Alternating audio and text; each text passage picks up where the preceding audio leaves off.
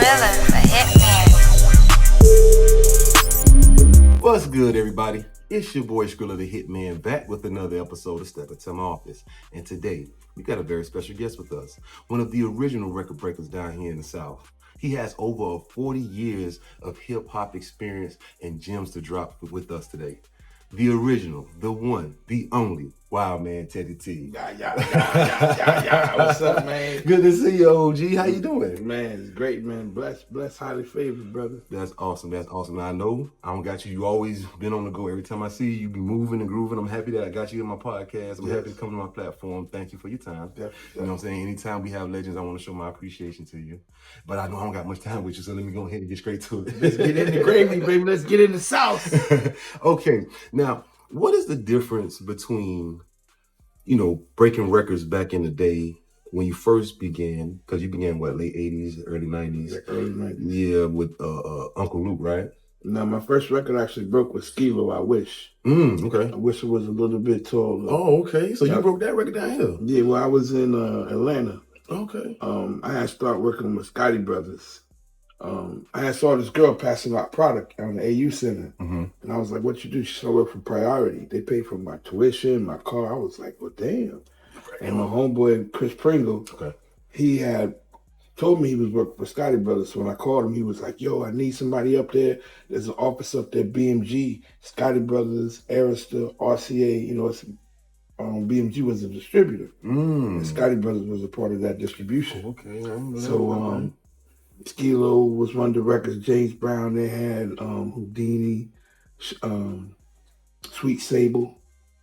So that was the first record and that was like on some old humbug. This girl, she hung out with us, and the next day she woke up, I was mad because I ain't get none. I'm supposed to, she's like, take me to work. I'm like, oh, well, you're going to play my record. Right. So we go there, she played the record, and then the hotline went on. I learned about the hotline. She's like, man, that's my boss. And then she hit the record. He said, first of all, you're not in trouble. Matter of fact, you got a promotion. You're not a music director because you got the balls to play a hit record. And within 2-3 weeks, Skrilla, the record went #1 in the country. Wow. But I didn't know. You didn't even know what you were doing at the time. I didn't know. She's supposed to give us some coochie. And this is what I got to do for it. You know what I'm saying? I know that's right. So what I was asking is, like, back then when you had to break records back in the early 90s versus now, what's the major difference between the two eras? The one thing that my man put me on the phone with all the national director promotions, and he said, number one, you know how to influence people. Okay. It's about getting you excited about the record. Even before I give it to you, the record, I'm going to tell you about it. I'm going to connect with you. I got this new joint. It's, back then I was working, I started working for Uptown. So I had Soul For Real, and Lost Boys, Mr. Cheeks. Yeah. They put him on the remix of Every Little Thing, and then they put him on the remix of Mary J. Blige's record, why they had this version of Lifestyle Rich and Famous that was out there. It was more up north. So they remixed it, and then we started playing it down here. And for me, it was just, understanding, being in Atlanta, it was DJs, right. And I found one cat named D Mello. He DJ'd at like 4 parties a night. He was one of the hottest DJs in Atlanta, but he ain't have no ride. So here you go. Take the T to the rest again. So boom, we taking him to all the spots, and he playing my records. Okay. So when I first started breaking records, I didn't know what I was doing. I was just taking advantage of the opportunity and the environment. Got you. You know what I'm saying? So to me, back in the days, it was like we had an environment for music, and we talking 92, 93, 94. So this is when Tribe Called Quest, Mobb Deep, Wu-Tang, wow, JT, Poison Clan was rocking here, Young and the Restless was rocking here, so it was a plethora of music coming from everywhere. Yeah. You know what I mean? So once I broke Skrilla, and then I started working for Soul For Real, and Lost Boys broke them, then we went to Mobb Deep. It was like everybody was like, break my record. I was getting records from everywhere. And see, what we did was guerrilla marketing. When I down here, I started off putting up posters, but I ain't like glue. Glue's all sticky. I'm trying to roll my joint. I can't got the glue in my hand. So I'm just looking at the pose. Right. And I was like, We could put the posters around the poles. And so we started doing the highway. The light bulb. You know what I'm saying? The highway So with all the poles. while the graffiti artists would be doing the back sides of the walls, the signs, the signs, yeah. We used to be putting up the posters up the poles, going up. You know what I'm saying? So when I went to Atlanta, it's like we mastered it, and we used to get the labels like $20,000-$30,000 fines. You know what I'm saying? Because we would but they would love it. They were like, "Oh my God, you guys killed it! Oh, that was everywhere!" You know. So this is what invented guerrilla marketing. This is how like all these artists, Mobb Deep, all these people broke without radio play. You know. And at the same time, I knew Steve Stout, my partner DJ Ant-Man. That was his first cousin. That was his mother's nephew. So we had to connect with all the New York artists. So I pretty much broke a lot of the New York music. At that time, down here, on being on underground radio. Oh, damn. See, so you were very intricate in the whole, like, introducing that hip-hop down here to us, because we would have never got that, or we wouldn't have got it the way we got it. Yeah, you know, because, like, Luke, that's what, like, people don't understand. Miami was so much on hip-hop that Luke was bringing the artists to baseball stadiums. He wasn't just bringing them to clubs. Really? He was brought them to the baseball stadiums. Yeah. Because everybody admired hip-hop. Like, Luke created a record label because of New York music, you know what I'm saying? So it was like I came down here in 81, 82 just to visit. And Foresight Records was in Lauderdale Hill Mall.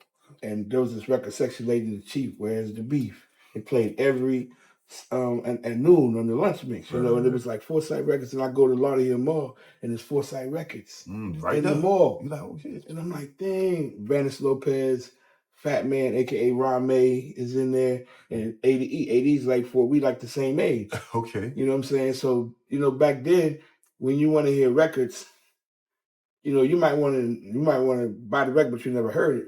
So it was like, you know, you got promos. So set up turntables, you can play the promos, and now you got to buy, because now more people gonna come into the record store. Right. They're gonna most likely buy stuff. So it was like the concept came up like that. Then it was like at night they might have Fat Boys, New Edition, LL Cool J, you know what I mean? So it was like the music business. So I came back to Illinois. I was like, man, we got to move back to Florida. It's like everything is going on. And then when I got back here, I met this cat, Frank Wizzakosin. He was the producer of I Need You. Yeah. Shout out on BBSMP. I met him at the store, and he was like, you want to, you like hip hop? I was like, yeah. He said, here. He goes, pass it to the Fresh Fest. And backstage pass it to the Fresh Fest. To the Fresh Fest. And this is Run DMC. 1984, the original Fresh Fest. The original. And I was 3 days moving down here. I moved here within 3 days, and I'm already at the Fresh Fest. And at that particular one, Michael Martin, Jermaine Dupri, like if you ever watched the Freaks Come Out at Night video, you see Jermaine Dupri. Okay. That was the Fresh Fest in Fort Lauderdale, Lockhart Stadium. That's what's up. So Michael Martin came up here because Usher was with a group that was with Foresight Records. You know, so I'm getting all of this. I'm understanding. You know, I'm not thinking I'm going to be in the music industry, but I've always liked entertainment. You know what I'm saying? Right. You like being in this environment. Like they invited you to, you love hip hop. Of course I love hip hop. Come on to the show. And now you find yourself surrounded by all this. The epitome of everything. I've always watching Beat Street, Krush Groove. These are the people that we like. I lived in Quincy, so we in St. Louis was 200 miles away. Man, I had hangers, aluminum, hanging out the window, trying to get Magic 108. Trying to get the signal. So I can make mixtapes, you know what I'm saying? It's like, so you already had it. So where you originally from? Quincy, Illinois. Quincy, Illinois. Okay. And then you moved down here, what, 81 you say? I moved here finally like 84, 85. 84 when you left. My uncle got a job with Bell South, so I came down in the summer. And every summer I came down here afterwards. And they created a monster. Man. Okay, so you mentioned radio. What's more important back then? Was it more important for the DJ when it comes to breaking a record, or was it more important for like the radio play? I mean, see, back then, hip hop didn't really get played on the radio as much. Okay. 92, 93, 94. So we had this thing I called How Can I Be Down? Peter Thomas came down here, and that's kind of like the beginning of Po' Boy to a degree. He had Cognito in an R&B group and Def Jam South. Okay. So they went to my man Black in Fort Lauderdale, and he funded How Can I Be Down? sets that made shotters. Okay. And so they all from Lauderdale. Oh, okay. So they came and we had both sides. I had the streets, and then I was making mixtapes. Me and my man Ant-Man, my name was Virgil Skitch. He was DJ Ant-Man. We was three-way parlay. My girl, Lady Most Dangerous. So we made mixtapes. Okay. And I was doing street promotion, so I had all the hot records. So Epps and them was doing Night Breeders. They had a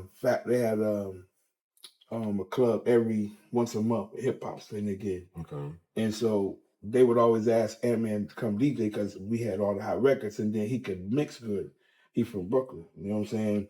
So from that point, we started being with Dewberry, and I was working records at that time, but I had went to Atlanta, and when I went to Atlanta, that's when I got stacked up with everything, and I was sending all the records back down here. Then I came back down here in '94, and it was a huge hip hop, like Poison Clan come from Northern. They had New York and hip hop, like Deb and Drugs is from New York. I know that. Yeah, and then JT and Madball Uzi from Miami. Gotcha. Okay. So that was like they school. Funky Bastards came from New Orleans. That was a hip hop group. So there was this chick named Mother Superior. She had got a deal with Island Records. KRS-One had produced her project.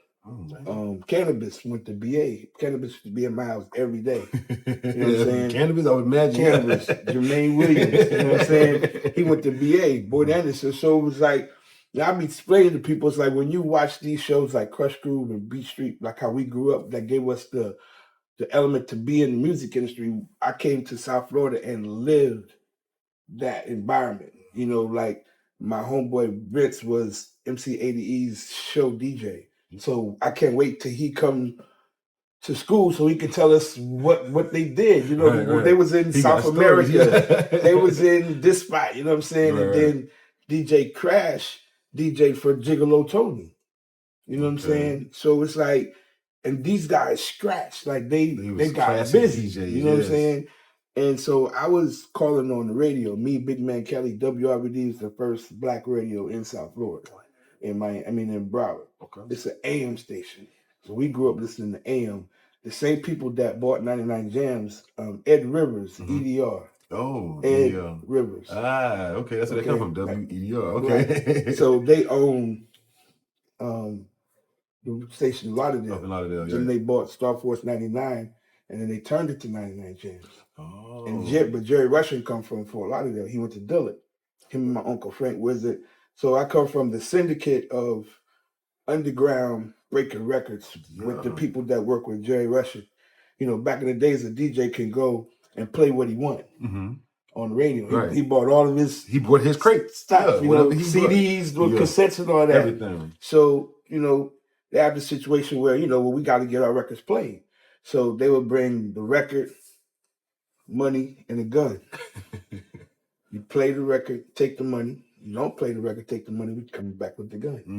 You know what I mean? So my uncle and them, they used to work the records for the scene. And then it just so happened, I meet Uncle Wiz, and then I meet Jim Sears. Jim Sears is like, he used to work with James Brown. Oh, wow. And they gave all the James Brown all the country stations. So that's why he was intricate in putting Frankie Crockett on the radio. And Jim Sears is a dinosaur legend.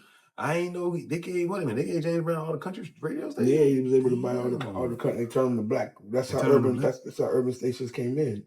Damn, I didn't know that. Shouts out to James Brown, the Godfather of soul. Yeah, so it's like I come from that element, and it was like even when, so like 94, 95, 96, there was really no mix shows. Right. So 96, 97, mix shows started popping up. Like we started the first mix show on 99 Jams with the Luke Show when Cedric Hollywood came in 1998. So at that point, other people had mix shows, so they was trying to figure out how I was getting records played in all these other areas. So they did me like the Drop Squad. They blocked off my car and told me to get in the car with them. Damn. You know what I'm saying? So kidnap this nigga. They took me to Paul Lewis And my uncle Jonathan Black was a lawyer, and I got to meet Jim Sears, and they was like, "How are you getting these records played? This is the guy that get all the records played in Florida. So they need to know what I know." Yeah. You know what I'm saying? Because this is the syndicate. You know what I'm saying? So what I could tell you from back in the days, there was a system. You know what I'm saying? And I was a part of the last of that system coming in, you know, with Luke creating his whole empire from that system. You know what I'm saying?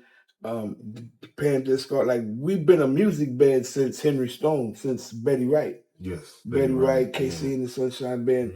We sold platinum records from Miami. You know what I'm saying? So it's like now Disco Rick is an intricate part because he went into Henry Stone. He worked for Vision Records. And that's where I became really good friends. Like I got signed to a record deal in '89 with Joy Boy Records, where Disco Rick was on there. It was an artist that I had because when I went, I didn't pay attention to school. All I used to do was do rap battles, and then I found all the rappers who was nice, and I found my man Vince, who he's a DJ, but he had a whole full-fledged studio in his house. Okay. So I had drug dealers that I could go rock with. We had got some money, but Vince was a good kid. He was like, "Nah, we're gonna go talk to their parents."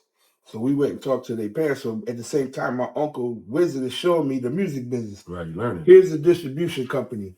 Here's Caribbean. Here's Hot.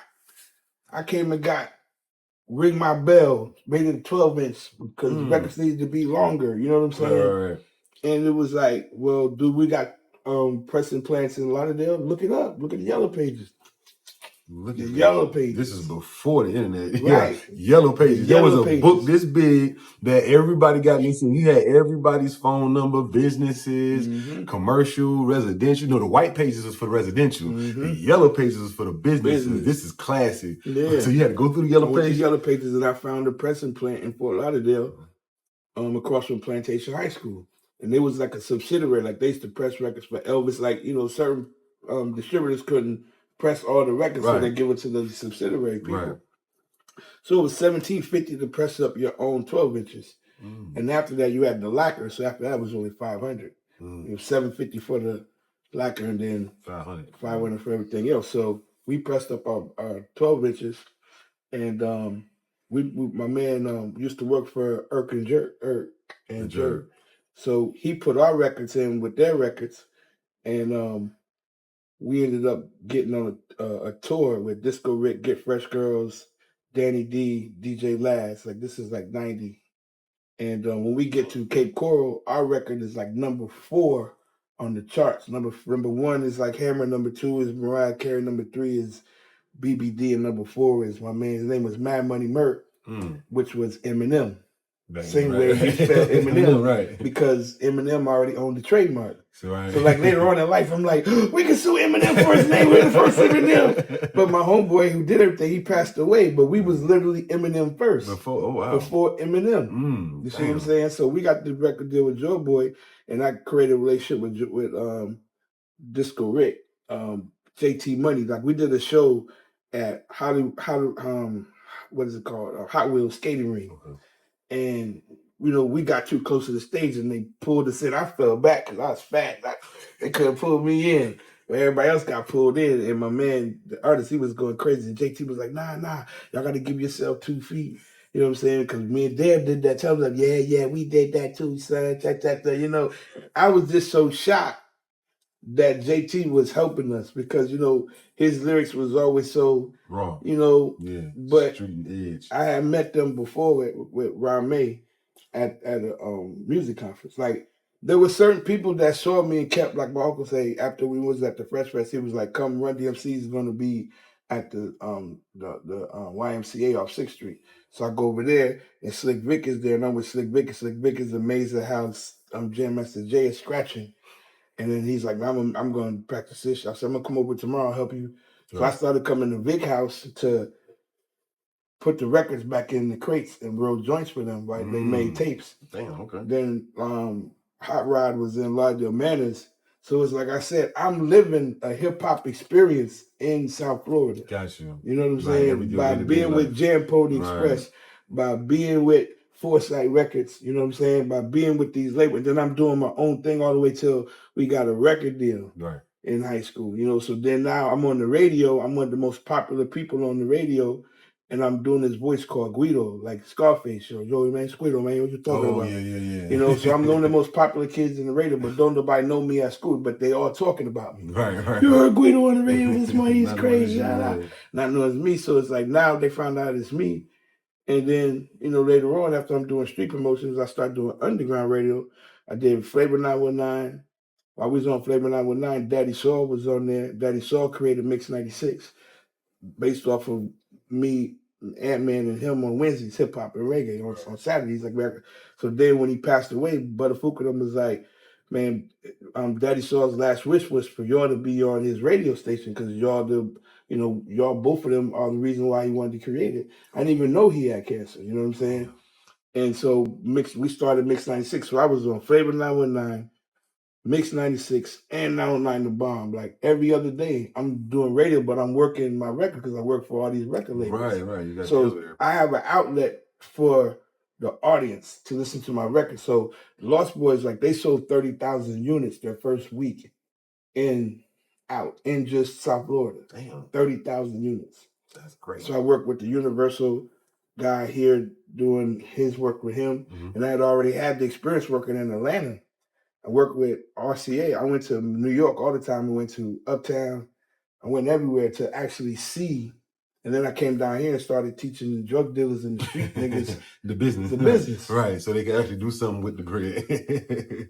Okay. So like over this 40-year experience and all this being with this label, working with this artist, what's a record or a few records that you broke that most of? Because you mentioned earlier, I want to be your baller. I wish I was a little bit taller. I wish I had a rabbit. So what are records that you broke that most of us may not even know about?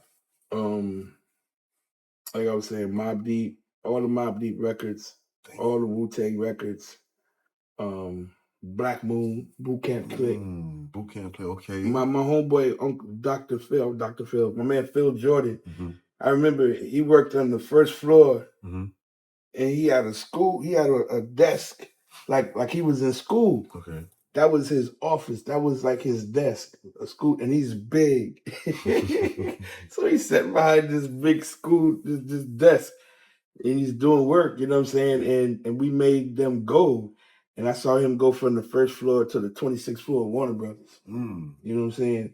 So that's what I was helping a lot of cats in New York become executives. Because we was breaking these records. You know what I'm saying? So you broke Mobb Deep, Boot Camp Click. What you call it? Like as life went on, like I said, it was so many records, Alcoholics. Okay. You know, everybody that's on these labels, you know, they had a lot of artists. So I'm working with all different artists. And like back then, so most people got $800 for an account. I got $1,500 for an account because I was privileged. And me, Tony Neal, TJ and Tony Neal had record pools. Right. So see, back then the record pools was important because of the charting. Okay. You know what I mean? Because so if you got on a record and you got to the top 10, then the record label would go ahead and press your records up and go to street and mix shows. You know what I'm saying? If you went top 10 on the record pools, the record pools was very important. So this is where TJ DJ comes in at. Okay. You know what I'm saying? 92, 93, 94. Tony Neal had another level record pool in Minnesota that was very popular. So this is, him coming in as a DJ, then with the core DJ. So it's like, I was able to come from that metaphor of everything. Like I was with Pure Pain. DJs was out of Savannah, Lukeman, Camouflage. The artist Camouflage come from Lukeman. Okay. So Luke Duke had did a remix with Camouflage called Professional, and it blew up. I was playing it on the radio. I played it to death when I got on Prime 96. I mean, cause see, like, so once I worked for Luke, and then I'll Be Silk came. So I used to go see Al-B every day, smoke in the back. With him, So one day Ice-T said, "Hey man, you better be careful smoking with Teddy T, boy. Teddy T smoked that boat like trick." And then niggas say, "What you mean?" He told my hey, call me on the phone. What you doing? Come to my house. He said, "You got Yeah, nigga, I keep an 8-ball on me every day. Nigga, you need to be on the air with me.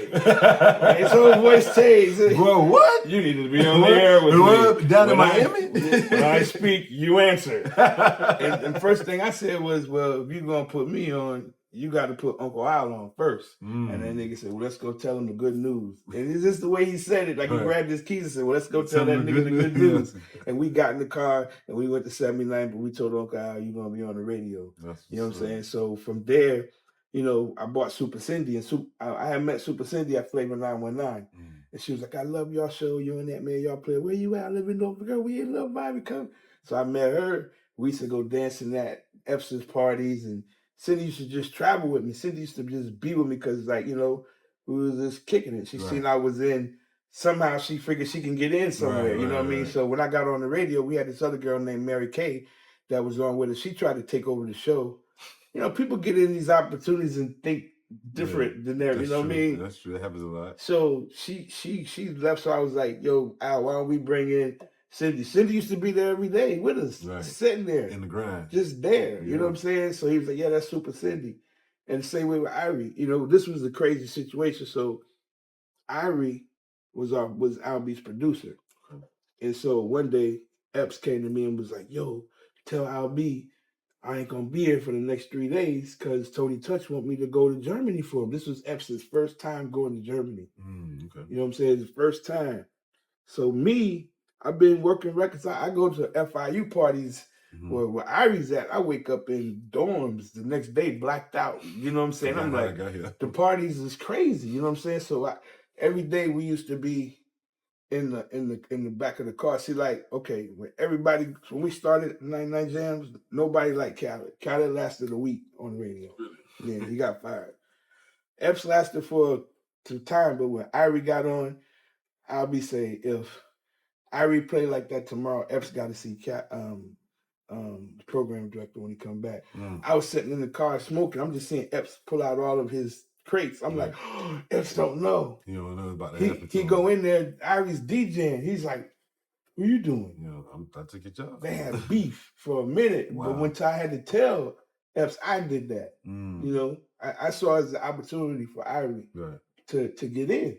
Because Irie was dope, and look what happened to Irie. Turning to Irie. Look what happened to Super Cindy. Turning to Super Cindy. You see what I'm saying? Yeah. So how did Epps take it? No, him and Irie had beef for a minute. You when you told him you made it happen. Well, because I told him like 10, 15 years later. I told him later in life, you know what I'm saying? Because I had to tell him, but I didn't tell him then. In the moment, I can't tell him. You know what I'm saying? I can't say IRL. I ain't gonna tell him in real. Yeah, I didn't tell him right then. I didn't. I didn't tell him. I told him later on in life because I saw that they had a problem, and it wasn't Irie's fault. It was just being in the right place at the right time. Albie always told me, he said, you got to be careful when you leave or go on vacation because you might not come back with a job. And I saw that happen twice. My girl Shadia, she worked with Nasty now. Okay. She was the first one. We went to Power 96. We taught all the girls, me and Lucy Lopez, we taught all the girls that work in they have this room where they call the radio research. Okay. So we taught all the girls how to work the radio because number one, I need somebody to work the board so I can go smoke a joint. You know what I'm saying? I need a break. You know what I'm saying? So Shadia was the first person that we showed. And this dude was working 10 to 2. He went on vacation and Shadia filled in. And kid said, she's in. And my man came back and without a job. You know, that's radio. You know what I'm saying? So it was like, for me, I was the first person that got hired on radio. I didn't graduate from high school, nor did I go to college. So I didn't have a high school diploma or a college degree. And I got hired on Power 96. Okay. And I had the highest ratings while I was on. So I also heard a story from a little bird that told me that you got a funny story about being banned from radio. So you bring it up. What happened that got you banned for a little bit of time? I never got. Okay, well, this is what happened. This is where the controversy come in at, right? My last year of my contract, I got suspended for so much because the rules had changed, and like I said, I didn't go to school for radio. So I don't know how. I don't know what this you shit. Winging this shit. You know what I'm saying? you know. So it's like, and then just to be honest, you know. So I was always breaking records. So when I got on the radio, I worked for 99 Jams, but I didn't work for 99 Jams. I worked for Al B. So doing what Jim Sears was doing, I was able to do that at 99 Jams. I was the drop man. Then I go to Power 96. all the reps was like, oh, do you know who that is? That's Teddy T. You know how many records he's broke? Yeah, You know what he's done? And then they called us in, well, Teddy, we have this thing called non-traditional revenue. And I was like, oh my God, y'all guys gonna let us play records? Non-traditional revenue. It sound like payola. Yeah, you know what I'm saying? That shit sound good. So, you know what I'm saying? I rocked out like that for years. And but my first day of Power 96, I broke Peanut Butter Jelly. Luke and Ted Lucas started having a bidding war. And then we did like Lights, Camera, Action, because I had already broke Mr. Cheeks already. So he came to me and I started a TV show. The TV show was called Live from the Crib, and Video Mix picked it up. And I used to film everything that I did when I hosted, everything that happened, because I'd be telling people they don't believe me. So I started, I had Nas when Nas did Ether. What? I got Ja Rule to perform at Baja, filmed that. I had anything you could think of that happened back then. I filmed it. When 50 Cent performed at Chris Styles. Wow, Chris Styles. I did everything for Live from the Crib. So Julian got us a deal with Live from the Crib. We got like 30,000-40,000 up front. But I just evolved it from the radio, doing my show in radio. Like it became like it was hype. Like I was like the man out here. Literally, I could walk down South Beach and they'd be like, Teddy T, take my club, take my club. I was doing deep. I did 4 clubs a night and it ended up at Space at 5 to 8. You know what I'm saying? Friday and Saturday, 4 clubs in one night. Damn. You know what I'm saying? Going to Diamonds on Saturday, spending $750 in the VIP room every Saturday. Sex, I started doing porn because we work for Luke. Okay, that's what I'm gonna say. For Luke. Working with Uncle Luke, I'm pretty sure there's a lot of stories to get this name, Wildman Teddy T. Well, see, I'm gonna tell you, I started off as the ooh child. So when Albie asked me to be on the radio, just to be a legend, I called Teddy Ted. I had a relationship with Teddy Ted and Special K. So I called Ted. I said, "Can I be the ooh child, Teddy T?" He was like, "You have my blessing." So I started off as the ooh child, like ooh child, that boy crazy. But then it turned to that boy, wow. But I met Wildman Steve. You know Wildman Steve? No, I don't know. You know who Steve Gallen is? Yes. So this is his father. He's a radio personality / comedian.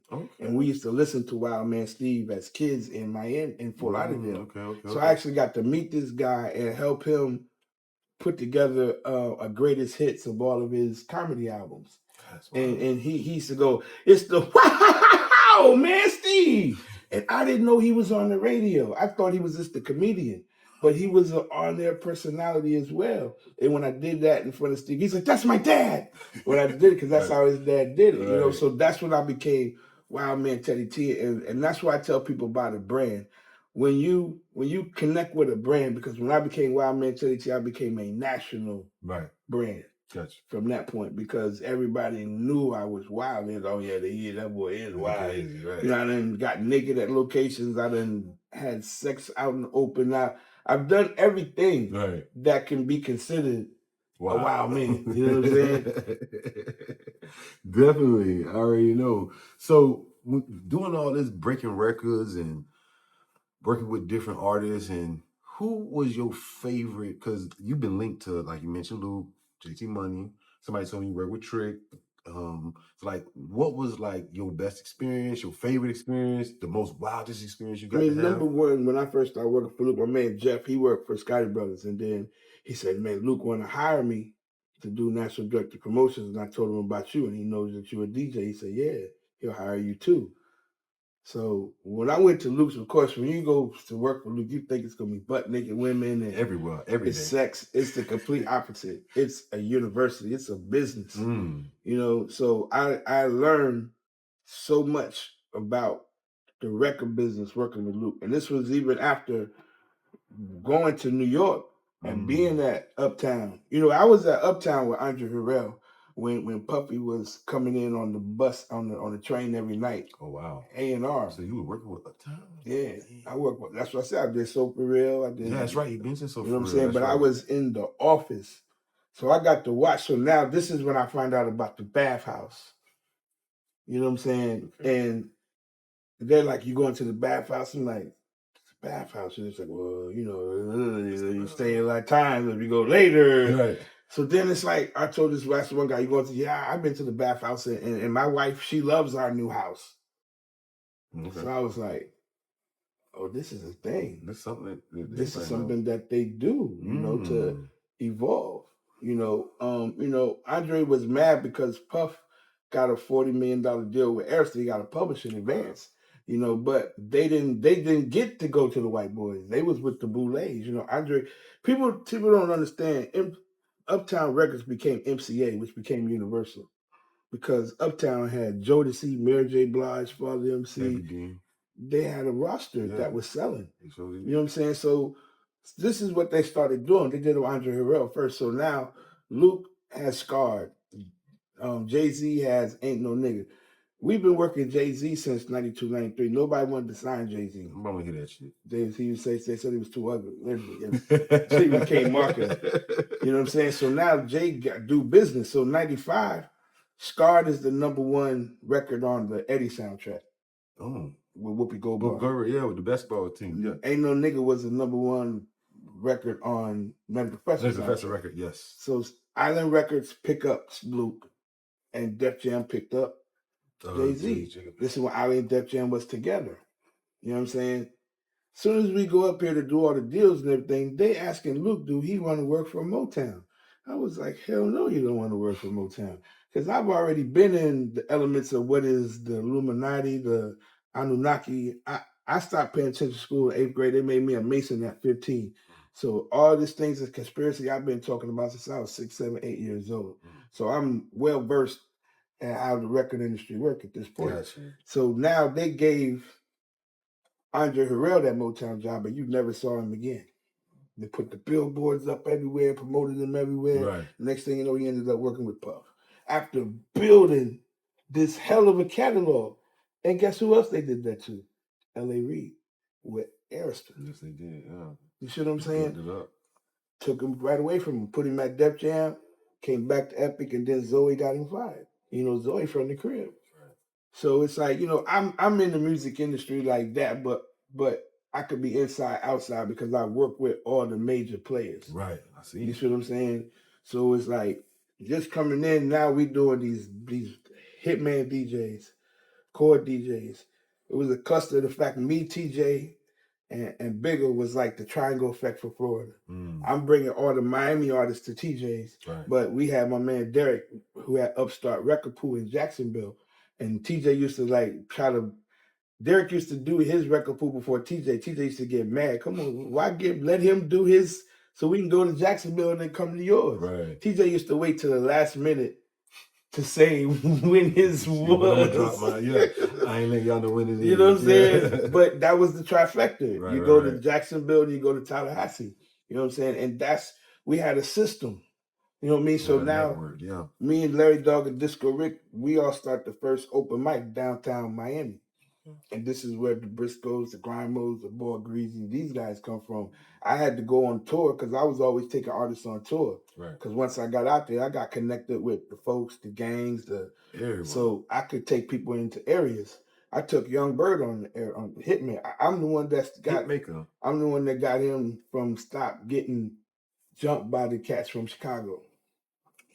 I worked that politics out for him because my partner Godfather in Chicago, you know what I'm saying?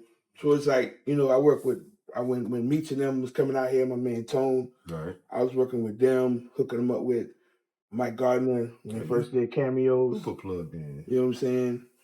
I mean, because I've always had a street.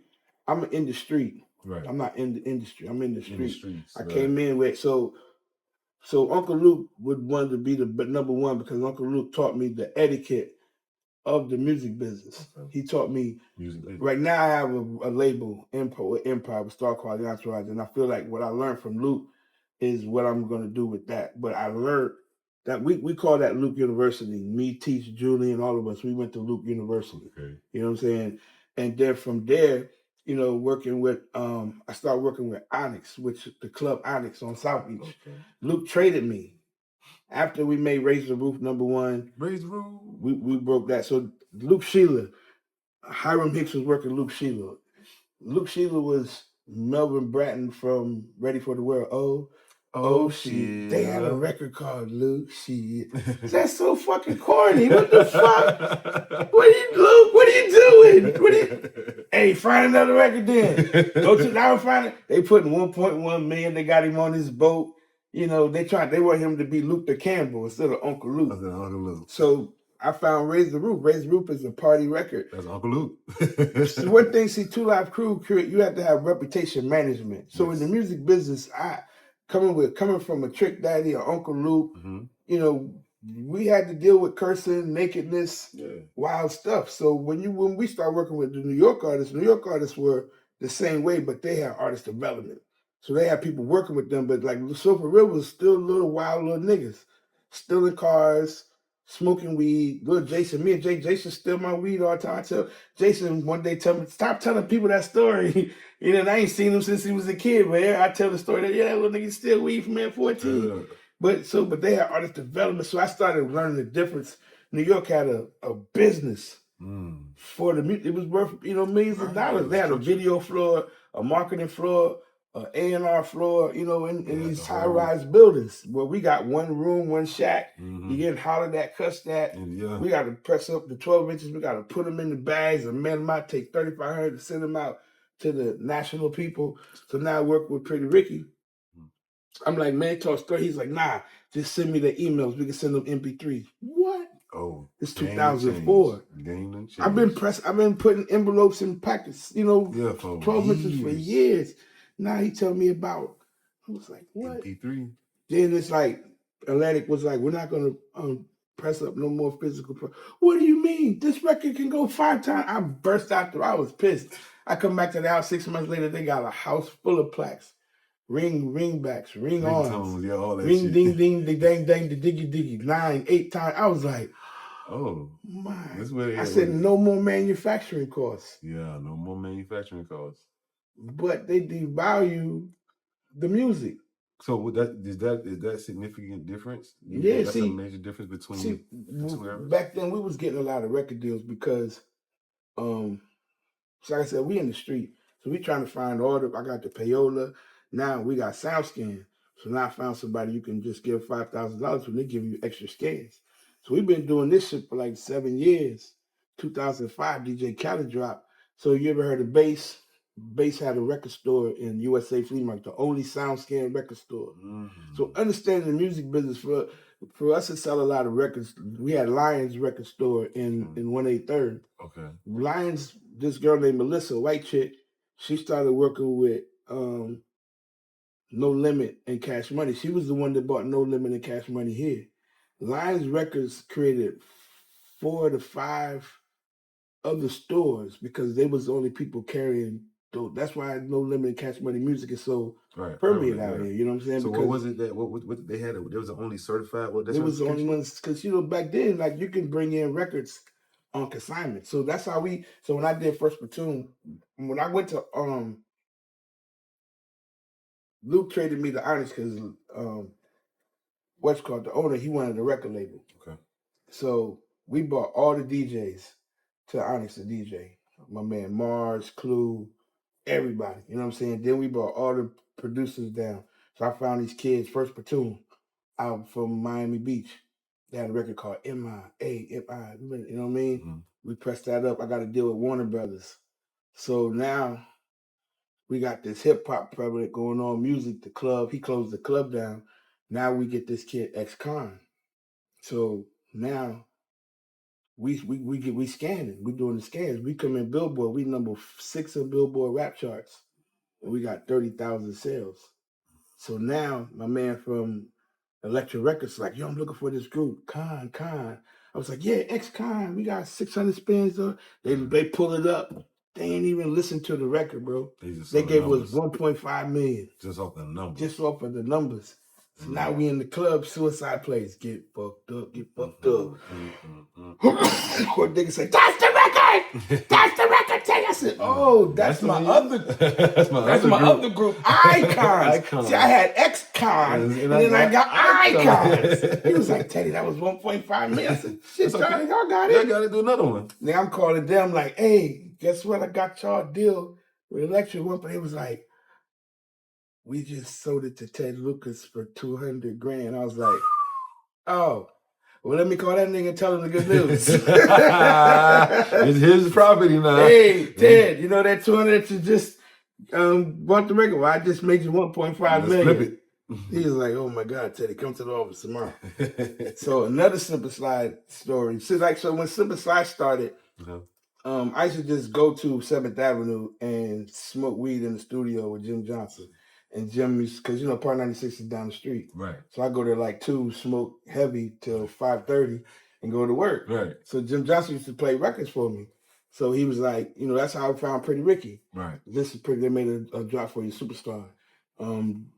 Deuce probably made this record for you. Right. So I took a record out, Don't Take It Personal, that Ted didn't want to play. I made it #1 on Part 96. Now he had to put out a single on. So Ted called me one day, like, Teddy, come down. We need to pick out a record for Trick. He said, I'm playing this record. I don't think it's going to work. I get there. He said, man, listen to this. I say, yeah, you right, man. He told me, man, he closed his eye. Man, I knew it. He walked off.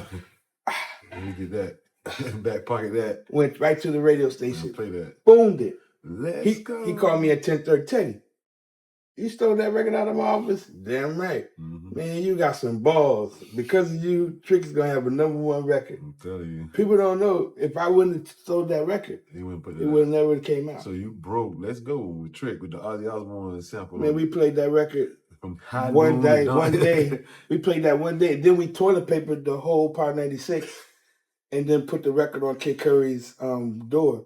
And he said, man, just put that record in, because if them kids grew up this place like that, this shit got to be #1. That's a big record. That's probably his biggest record. Oh, it is. It's definitely his biggest record. Yes, definitely his biggest record. So that was my element with the business and with the industry. Everybody knew that I used to be in the business to get people deals, and I knew the game. Right. You know what I mean? Even like I had Young and the Restless signed to First String, and they used to bring Po Boy and E to all of our meetings. I used to say, yeah, let them come so they can learn the business. Right. Because I had all my homeboys that had worked with me throughout all the years. I hired them to work with me at First String. You know what I'm saying? So we had real shit going on over there. You know what I mean? So when E built, when they came here, I used to come here even every week and make sure everything was good. Right. And I remember when this was just open. It was just a warehouse, you know what I'm saying? And Briscoe was like 17, 18 on the steps going up to E-Class's office. Yeah. You know what I'm saying? And so it's like, I feel privileged to say that I've been a part of the music bed of Miami. Yes. You know what I'm saying? From music myself into radio, and then into like working for the labels north and down here and in Atlanta, and just creating this synergy nationwide. You know what I mean? When I broke Pretty Ricky, I had already worked with everybody else to do that myself. You know what I'm saying? Nobody really believed in them. They thought, the Glitter Boys. Yeah, you know what I'm saying? Everybody calls them Glitter Boys. That's what they had to deal with, Yeah, and you helped break their records. I did. I was the only one that was playing. I was the one doing it, taking them everywhere. Kurt Kelman, he called us. Sent the picture, and he was like, man, he said, what's happening at your radio station? He sent him a picture. He said, man, have him come to my suite now. We went to the suite. They performed. Him and Blue shook on a deal, $800,000. Right down. We had another deal with Jive for $1.5 million. I really wish we would have went to Jive. I hate Atlantic Records. And they're double. But it was just a lot. Luke Duke, I got Luke Duke a couple other deals from the Icons after that. I helped Grind Mood. I took them on the road to spread their hustle out. I took a lot of artists north to Florida, Georgia, South Carolina. That's what I'm known for. Other places, like I go to this spot. Yeah, he was Slip Slide. Nah, he was Luke. Nah, he was, because I brought all the different people there. You know what I'm saying? And even with the DJs, I was one of the only DJs at the core DJs, and all the DJs for so long. Them Big Will and Nasty and DJ Meat, they started coming, But for me, a lot of people, I say, would be mad at me because I got accolades for being a DJ, but I would tell people I'm not a DJ. Right. I was even on Rap City. You what? I was on Rap City. Damn. With my man that was from Tampa, Mad Links. Mad Links, I remember Mad Links. Yeah. I was on with Mad Links because everybody had came, like 4 artists that came in a row and told them that I was responsible for their But for the it's a success. position, yeah. So my man from Pure Painting and was up there, and it was like, yo, you know this guy Teddy T? He was like, yeah, that's our man in Miami. So I went up there, and needless to say, after I left, they changed all the qualifications for DJs to get picked up. But it was dope because when I was with Luke Duke a couple years before that, Jay-Z people, they flew us up there. They gave us like $3,500 to get content. And I didn't understand what content was. They just took videos and pictures of us and they gave us $3,500. I was like, that's we got $3,500 just to show up. And then when I went back to go do Rap City, my homegirl, my publicist Dove, she had went up to the 4040 Club, and she was like, I need a spot for my man Teddy T for my client. He was like, Teddy T, that's my man. He can get Jay's club, Jay's. They gave me Jay-Z room. They comped down there everything for me, and whatever they didn't comp, my man from A&R from SRC paid for it. Because see, we worked for SRC, and then we broke so many records. SRC, Steve Rifkin created. Loud Records was the label, then he created SRC Productions. So now we got a bunch of different projects. So from breaking so many records, we started doing clothing lines, Cross Color, Carl Kanai, all these clothing lines they was just giving us, you know what I mean? And I got me and some of the same guys that did all the street team stuff, we still together now. You know what I'm saying? Okay. And so like back then, from now, it was more business, more synergy. You know, now these cats don't even understand business. They don't even know what work a record is. Right. You know, working a record is, you got a list. Working at Luke, we had a list of East Coast DJs, list of West Coast DJs. We had a list of East Coast radio record stores, West Coast stores. You call the West Coast after 12. Mm-hmm. You do the East Coast at 10. You know what I'm saying? Right. And then you got to go out. Yeah, you got to follow up. You know, this is working records, and there's nothing's changed, but that people don't understand that. So to this day, we still have to work records the same. Yes, because how is the people going to get them? Yeah. How are you going to play in the club? How are people going to hear the record? You got to give it to them. You got to hand in hand. You got to go give it to them. I mean, I remember when Kodak Black started, they passed out 100,000 CDs. Look at where he's at. Right. Look at his audience. You gotta go because they put out 100,000 of the CDs. He put out more product than anybody else put out. Yes. It's that simple. He 100%. Put out way more product than anybody else put out. That's why he got that buzz. Right. No, that's real. He flooded the market. You know what I'm saying? Back in the days, I used to be on the road and I got people sending me product. I'm on the road 8-9 months because I got $2,000-$3,000 coming in from St. Louis, from New Jersey, because everybody want to promote their product and they see that we out there. And you got to work them right. We didn't have social media. Right. It was word of mouth. So you had and we send the pictures, you know, them little Polaroid cameras. Yeah, you had to take pictures. You had to take the pictures and mail it and send them to the people, send them to the labels, send them what we put the posters up. And see, when we put the posters all up on the poles like that, it helps the code enforcement, so they let them stay up. Because all they got to do is take it down. It gives them shit to do. You know what I'm saying? That makes sense, yeah. So everything I've ever done, I've done it scientific. I've done it the element that's going to favor us to be successful, and you have to have empathy for the people who are cleaning up the mess. Yeah, so all parties involved. Because then when you meet them, they like in Jacksonville, I knew all the code enforcement people. You know, every city I try to go when I'm in there consistent, I try to meet them in the area where I'm at. Because you're working there, you don't want to get kicked out. I don't want them to take my stuff down. Right. You know, I want to say, what's going to make y'all take it down? No, you do it good. You make it look. You know, even the people tell us don't take it down. Right. The stores, they tell us don't take it down because it brings attraction to the area. You know, so I tell people you got to find the medium. You know, I take people out now with me. We work in records. We putting out flyers. I do that with the candidates.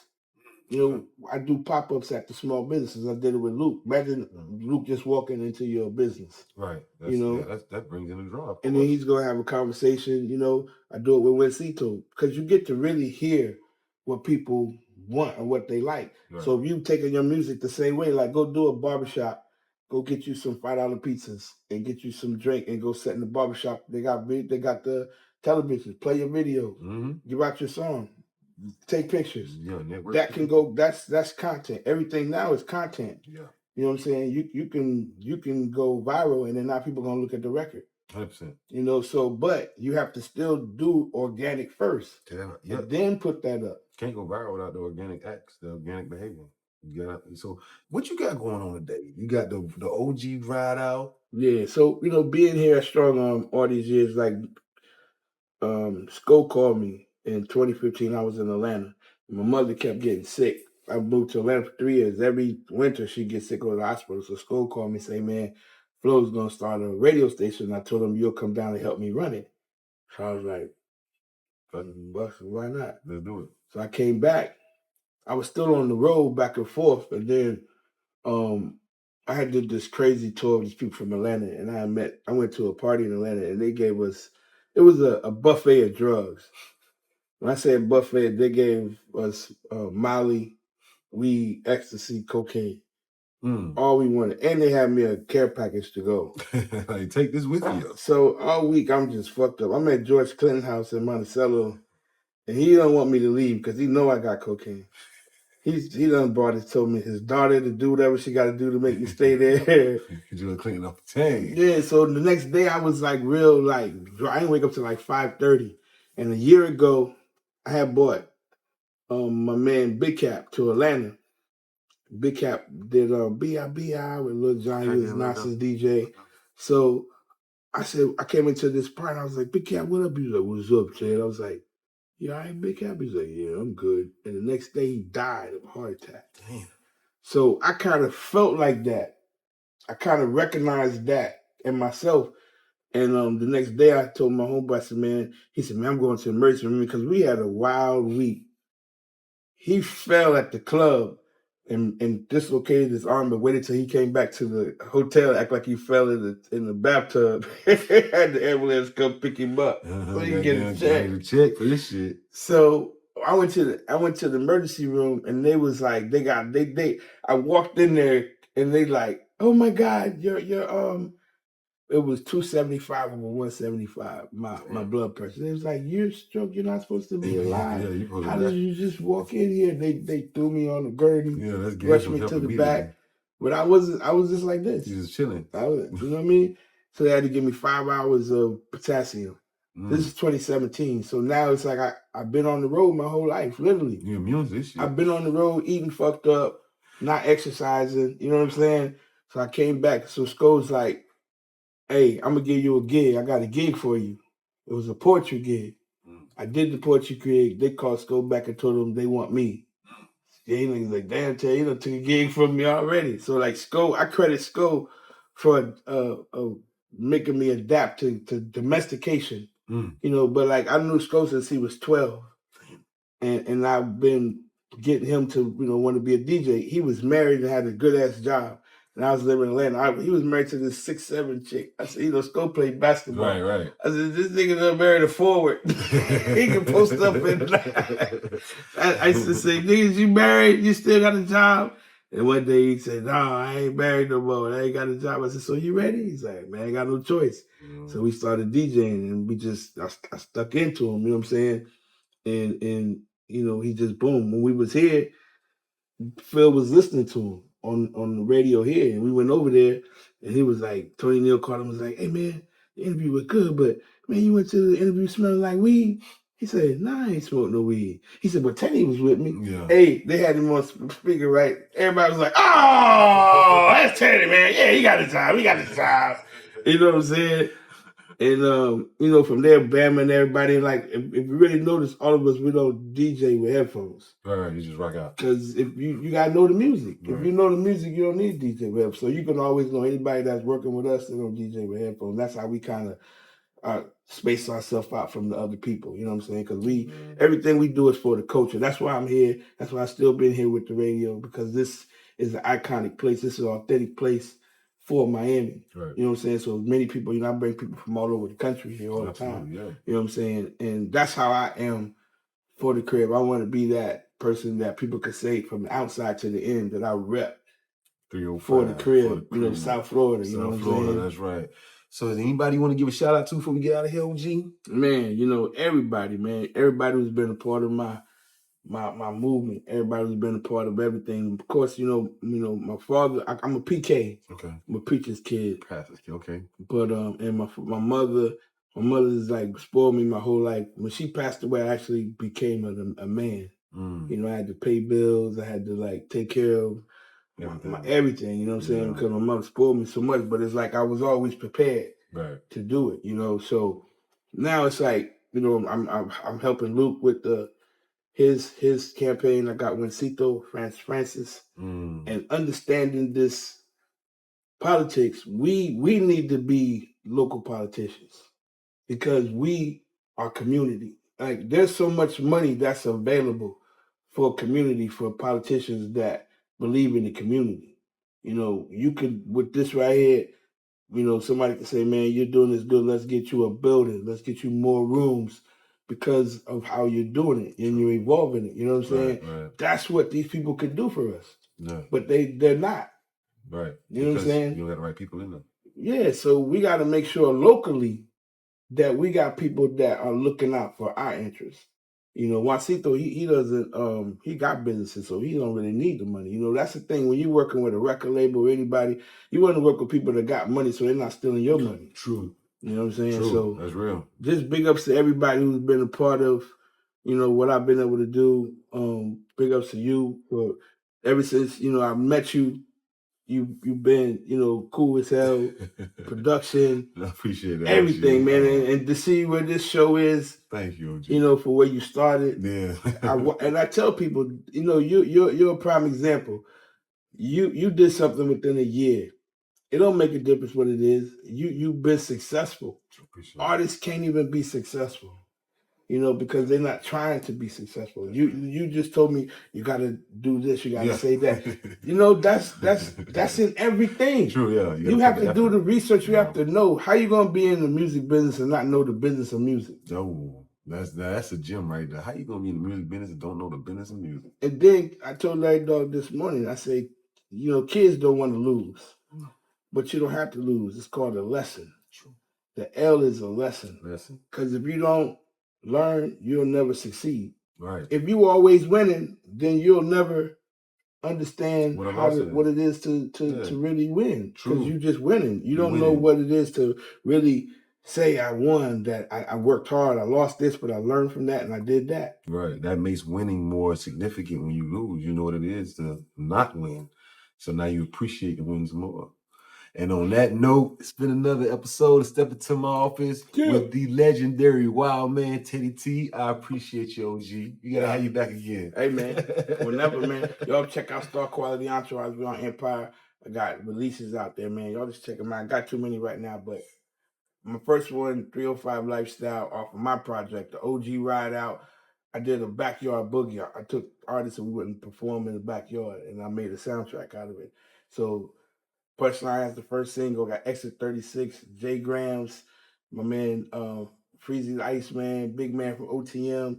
It's crazy. Quay 305 lyrical. It's like, and then now I'm working on another one. I'm going into my Quincy Jones mode. I want to compose records now. Like, I feel like I've broke enough records. I know what records work. I know what people like. So now I want to go ahead and get some intellectual property. I feel you on that. I learned that from watching Skrilla and all his records. Let me get some intellectual property like Skrilla. Skrilla just started making records. He made like 12. I said, damn, took off, man. So I'm going. And like that, we're going to catch you on the next one.